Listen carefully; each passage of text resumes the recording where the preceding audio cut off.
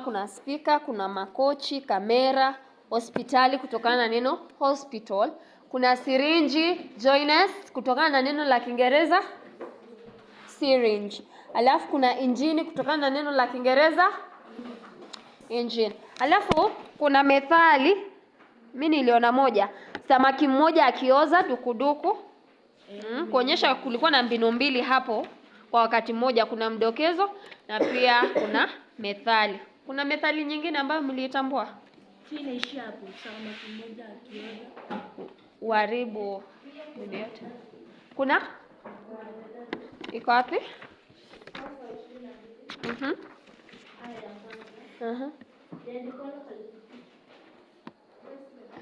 Liandikwalo halifutiki. Hiyo pia ni methali. Kweli kabisa.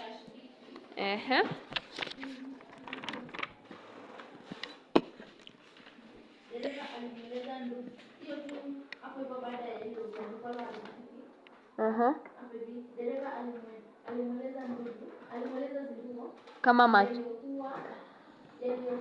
yaliyotokea huku akivuta machozi kama mtoto mdogo.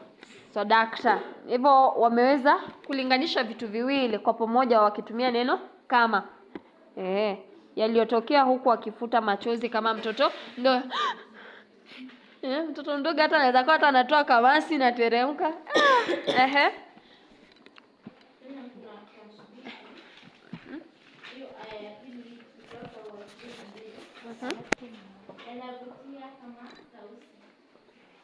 Umesema ukurasa 20 na 22 aya ya pili.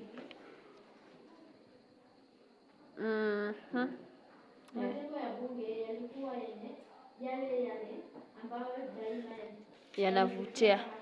So dakta. Biolojia kunayo.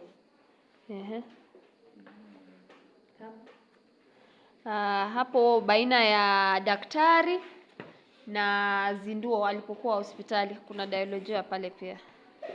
Na hapo majosi yalimdondoka kama mfereji. Hata hiyo kwa huo ukurasa huo hapo 25 dereva anapomueleza zinduo, sivyo? Kuna biolojia hapo. Pia kuna swali mbaya. Liko wapi? Kurasa 24.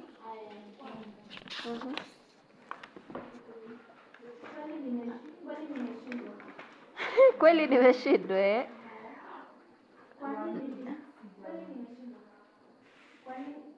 Nilikuwa nimepanga kusema mengi. Nilipanga hata kumnukuu kiongozi mmoja wa Kiafrika.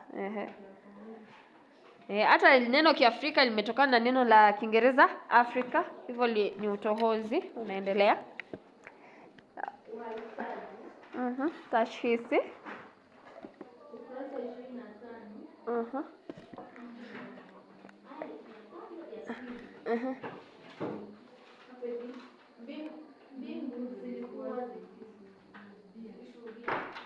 Mbingu zilikuwa zikishuhudia.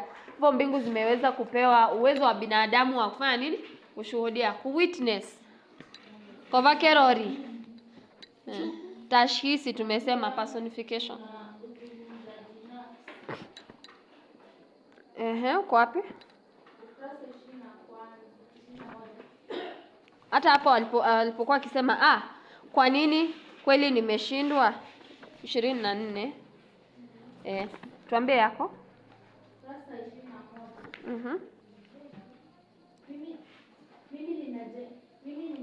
Ninangojea. Ni lazima sisi viongozi tuwe katika mstari wa kwanza kupiga vita ufisadi. So dakta.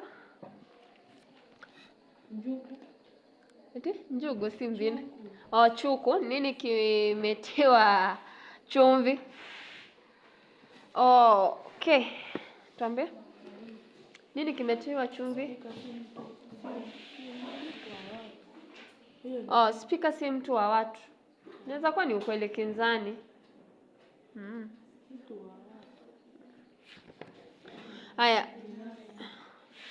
Pia kulikuwa na takriri, kule kurudia maneno. Kwa mfano, kuongea chini kwa chini ukurasa 26. Kuna ondoka wale watu ambao walikuwa wabunge wanaomtaka Zinduo aondoke kwa sababu anatoa pendekezo ambalo haliwavutii. Kisha pia kuna takriri, ishara njema, maneno ya daktari. Ukurasa 26.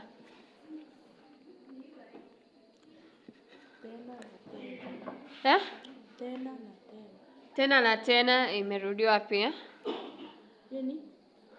Takriri ama urudiaji. Haya, mbinu nyingine niliona kulikuwa na nahau, kazi za sulubu, ukurasa 24 ambao Chantel alikuwa akiusoma. Kwa maana ya nini vile kazi ambazo ni ngumu, kama tuseme unapiga mawe kwa kule migodini, ni kazi ya sulubu. Enda kombo inamaanisha kwenda mrama, mambo hayaendi sawa. Kuna panga njama kwa maana ya kupangia mtu mambo mabaya, kwa Kiingereza tunasema conspire. Alafu kuna wengine tia shime kwa maana ya kumpa mtu moyo aendelee mbele. Tia shime. Nida iko wapi? Ondoka. Kuna nida pale kuonyesha walikuwa na hisia za hasira. Joines, unaandika kweli? Kwa sababu hiyo ni kazi siku hizi tunajiandikia matini. Hakikisha mpenzi mwanafunzi, hata unakuwa na penseli tunaposoma, unaandika kwa kitabu, alafu wakati unaenda kunakili matini yako upata yako mle ndani kuandika tu. Changanya ndimi tulisema. Tuongeze nyingine.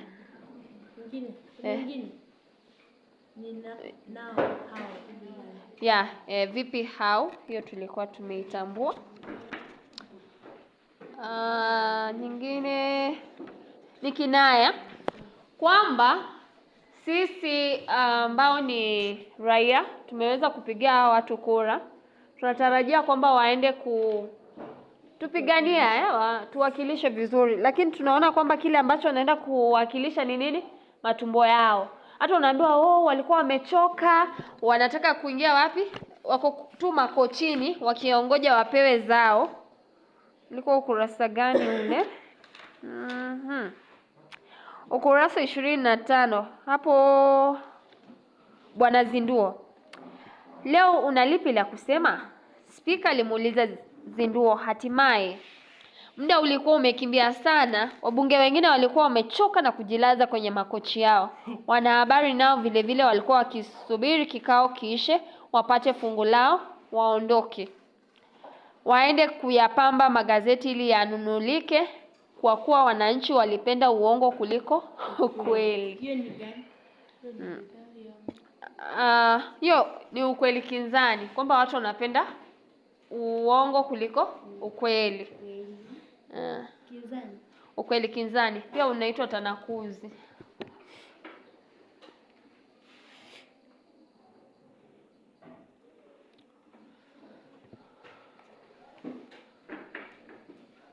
Ikiwa hakuna mbinu nyingine ambayo mmeweza kuiona. Kulikuwa pia na istiara, pia huitwa stiari, symbolism kwa Kiingereza. Ukurasa 24.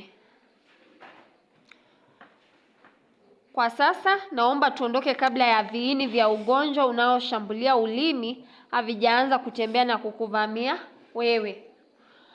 Vile viini vya ugonjwa unaoshambulia ulimi ni vipi? Vinarejelea ile hali ambapo mtu atakuwa ni mzinduzi. Unaona kama Bwana Zinduo alikuwa ni mzinduzi, anazindua watu, wanaanza kujua kumbe kumekuwa na ufisadi, tunafaa tubadilike, na wao wanataka hivyo, kwa sababu watu wakishazinduka, ukweli ni kuwa kuna mambo ambayo hayataendelea kama zamani, sivyo? Kama saa hii viongozi wanahisi wasiwasi kwa sababu kama ni Gen Z wamejielewa, tunajua tunataka kiongozi wa aina gani. So they stand to lose something. Na wakiona hivyo si ni kukuangamiza. Hata mmekuwa mkiona visa kama hivyo vya Mtoyala. Hata unapost tu kitu amekufa. Kama yule mwalimu. Alikuwa anaitwa nani vile? Sijui ni Odhiambo. Hadi Brian Chira. Hadi Brian Chira. Brian Chira alikuwa anaongelea kweli masuala ya kisiasa. Alitusingi Ruto. Kwa akitengeneza content. So haya ni baadhi ya mambo. Na unajua huu uhuru wa kujieleza una pia mipaka yake. Licha ya kwamba una uhuru wa kuzungumza yale ambayo unazungumza, hakikisha kwamba umtusi mtu, mpe heshima yake. Lakini sasa kama uiweke wengi, ya mtusi Ruto sana. Hata sijaisikia chenye anasema. Anaongea kisi hapa na mtusi anaimba kidazi. Takuja kufuatilia. Nyinyi mmesikia nayo yasema uiweke wengi kumhusu Bwana Ruto. Kasongo. Hata sisi hatumjui. Vibaya. Tutakuja kufuatilia. Na kwa Mombasa, yani kwa siku hizi Amerika. Yeye ndio comedian mkubwa wa Amerika. So unapata watu wengine kwa sababu wako nje ya nchi kwa kiasi fulani wanahisi kuna usalama wanapata. Kuna false sense of security kwani utadu na uko Kenya. So kuna wengine wanatumia fursa hiyo. Haya, twende kwa maudhui. Kabla nisahau, kuna mbinu ya hadithi ndani ya hadithi. Mbinu. A story inside a story. Kwa mfano huo ukurasa 26. Hii ni hadithi yenyewe. Alafu tunaambiwa kuna hadithi ya mtu mwingine ambaye anaitwa Bwana Jaribu. Hiyo hadithi ambayo inatolewa na daktari. Kuhusu mbunge aliyedungwa sindano yenye utamu kisha akaaga. Na hicho kilikuwa ni kinaya. Sio anadungwa sindano na maji. Hata nimekumbuka. Uende Bwana Oigo pia alikumbuka huyo rais wa Tanzania Magufuli. Pia kulikuwa na hizo fununu kuwa alidungwa sindano yeye alikuja Kenya akafa huo wakati. By the way, come to think about it. Sio anadunganga na maji. Hivi ni vitabu vya kisasa. Unajua what happened kama Magufuli alikuwa anapinga mambo ya kigeni. Kwa mfano sasa Kenya tunachukua tu mikopo. Yeye alikuwa anasema sisi kama Waafrika tuna huo uwezo. Kama ni madini tunayo. Every phone you are using right now, if it's iron, it's coming from Africa. Titanium is coming from Africa. Most things, kama ni plastics, tuko na Kenpoly. Why are we not making our own things? What is not making us rich? Chai ni sisi tunakuza, alafu tunauza bila kutia faida. Alafu baadaye unapata tunainunua kwa bei ghali. Even jeans, we produce cotton. But unakuja kununua jeans yenye iko mtush. Made in China. Na wamebadilisha lakini sisi ndio tulitengeneza. Hata ukienda hiyo inaitwa export processing zone EPZ, utapata baadhi ya vitu ambavyo vinatengenezwa huku Kenya, they are not even targeting the Kenyan market. Huku zinaenda alafu zitakukujia wewe kama mtushi sasa. Alafu sisi tunapata fake. I don't think we are getting a good deal. Ama mnaona aje? We are selling the best. Even when it comes to services, tunaweza pata labda nimesoma na hiyo shahada, niendelee uzamili, niingie uzamivu, nianze kuitwa Daktari Kerubo. Alafu nikienda kuangalia Kenya kwa sababu kama hela nyingi ni watu fulani ambao wana hizo hela, nitaona nimesoma hii miaka yote alafu bado niendelee kuteseka. What I will do, nitaenda ugaibuni. Nikishaenda ugaibuni, who stands to lose? Our country. Kwa sababu watu ambao wangejenga hii nchi yetu, unapata wameenda whatever we call brain drain. Alafu tutashinda hapa tukiulizwa, why is Kenya still not industrialized? We lack skilled personnel. We have them, but we cannot afford them. So wanaenda. Baadhi ya masuala ambayo tunafaa kuyaangalia. Sinasikianga hapa Kenya watu wakinywa mchana grade 1, mtu anakufa. No, you can't die. Actually, you are supposed to even boil the teeth. Hiyo hata si grade 1, hiyo ni whatever we take in Kenya. Hata kwanza ukiangalia kahawa, enda tu jaribu kuichunga, all of it will float. But ukienda hoteli kama Java, very quality, soft, thick granules, coffee granules. Angalia kaile tu ya Nescafe, even the way it is presented imekwa kwa glass. Alafu sasa wewe Mkenya wa kawaida umeenda shambani umeilima, wewe kama mkulima unapata ka 10 bob and it's just coffee dust and not the real coffee. But when these people are coming, kama Macron akija huyo Mfaransa, the president, you could hear our president say, tomorrow, ambayo ilikuwa ni Tuesday, you'll be served Kenyan coffee which tastes like French wine. Can you imagine how sweet it must be? Na sisi tunaona kahawa tu sometimes hata unaipika inanuka nikaa ni moshi. Kama inakaa kama wakati wetu tukiwa hiyo shule ya msingi ya bweni darasa la 7 na 8, Sabato wanatumia ukoko kutengeneza chai hiyo ya mkanda. Ilikuwa inanuka hiyo. Koko ni nini? Si ile ya ugali tu mokoro. Makoro. Si goko.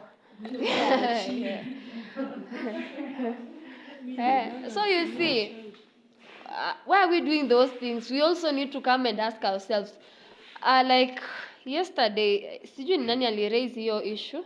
It was Madam Ezna, and she was saying, all along tuna complain kama ni barabara. Hata kuna siku nyingine watu hapo side za BBC inaitwa Borabu Chache, I think in Kisii, waka strike hadi wakapanda ndizi barabarani because the roads are impassable, hazipitiki kabisa. Lakini wakati tulijua tuna kongamano all roads in Nairobi kwenye huyo president angepita, zikaundwa kabisa. Hata kuna barabara ilifungwa eti anaenda kukimbia, as if State House is not big enough kwenye anaweza kimbia. Do you need a whole road to run, to do a morning run? Baadhi ya vitu ambavyo tunafanya ndio tunafanya hata tunadharauliwa. Do those people do the same when we go to their countries? No. In fact, you just see people passing on the streets. Hata hakuna hata bodyguards. Lakini sasa ukija Kenya, tutakupa mabodyguards, tukupe convoy, hata magari 10 yamefuatana under our own money as the taxpayer.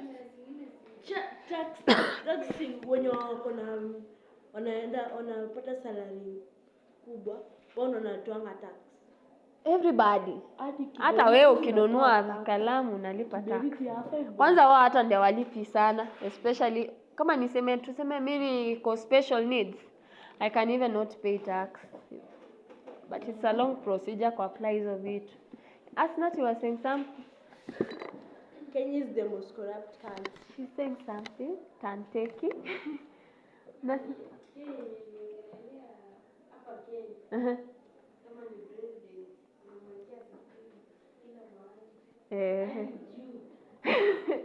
Angani. Hata 2 days in advance. Na bado kuna mwenye alimrusha kiatu. Lakini yule mtu aliuliwa. Walirudisha ile nyusi nyuma akapanda. And you know, the more we put those security guards, na tukielekea kuweka kama ni hiyo hali ya usalama. You know, one question it means, we also don't trust our security systems. Kwa sakani wao venye wanajiamini, you just walk on the street freely. Sisi by the time tunaamua kukuwekea bodyguard, inamaanisha hatujiamini, uongozi wetu umesha faili tayari. Niposa lazima tuwe na usalama mwingine wa kuboost. Yes, Maureen? Lu. Sijui lakini nadhani. Obvious. Nadhani huwa wanapelekwa. In most cases, even the spouse knows little about you. Your driver knows more and your bodyguards know more about you. Unaona hata kifo cha Raila, like the way it was, iko tu na haieleweki what really happened. Alienda morning run akaanguka akapelekwa hospitali. Jamaa alifia kwa nini kubwa. No one has a true story of what happened starting from the immediate family. Mtu anaweza kuambia tu ni mwenye alikuwa na yeye hiyo siku, wakati. And you know it's a pain because you have served this person for long. Hiyo tunaita loyalty. So wakati hata huyu mtu anakufa pia somehow amekuwa part of you, your family, your responsibility. Kitambo ukuje kuregea baadaye ujue hiyo kazi imeisha. Ni shida nyingine. Sasa tuende basi maudhui.